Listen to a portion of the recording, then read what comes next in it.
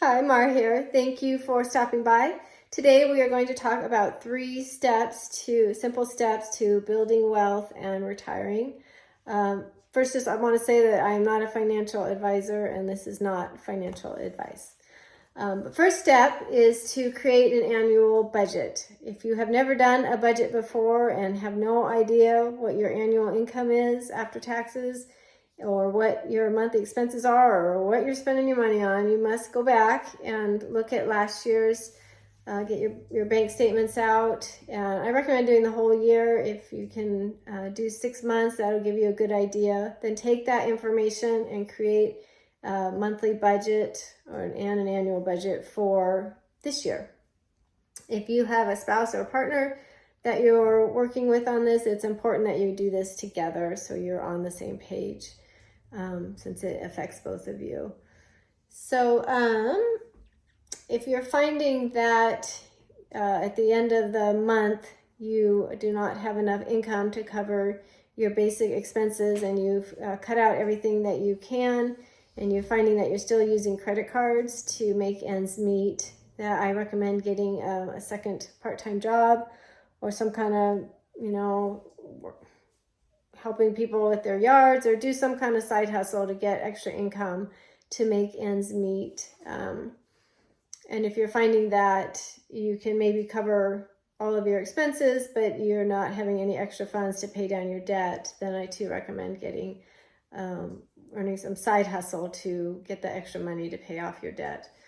Step number 2 is to pay off your debt, and like credit cards and car loans and money you borrow from friends and family. I recommend implementing the 70-30 rule. So 70% of your take-home income goes to all of your bills and your living expenses, insurance and rent or mortgages, all the things.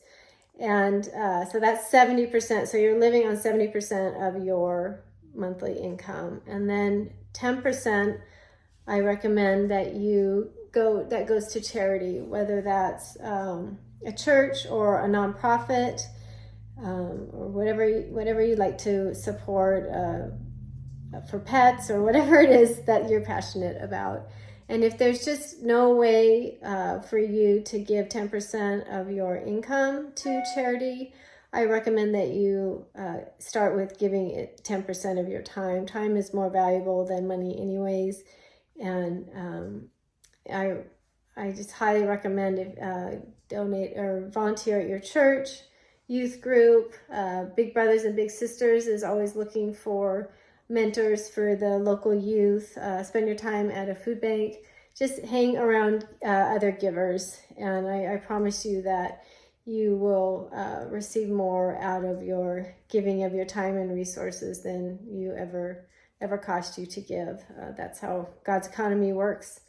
So that's 10%. Then another second 10% goes to paying off your personal debt that we talked about, credit cards, car loans, loans from family and friends.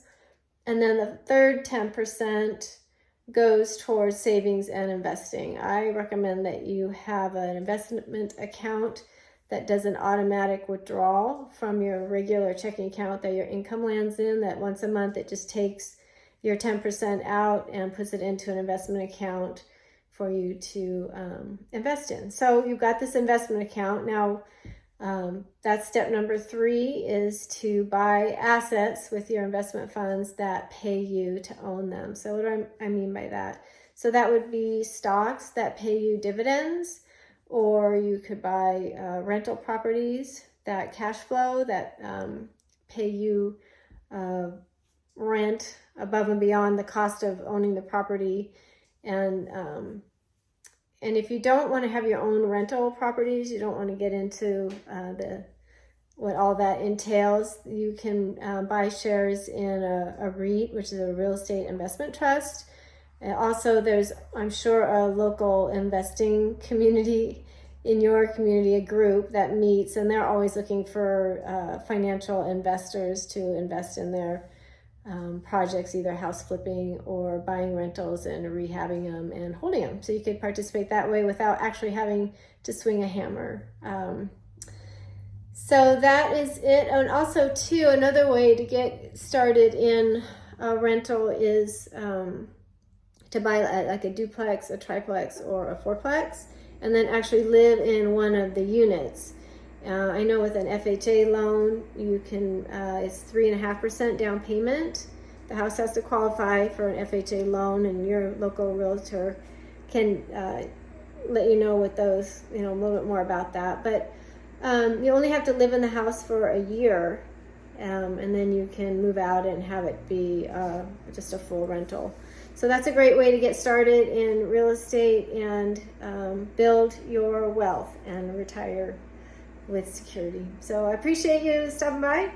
Please, if you've got any comments down below, that would be great. And please like and subscribe. Have a good day.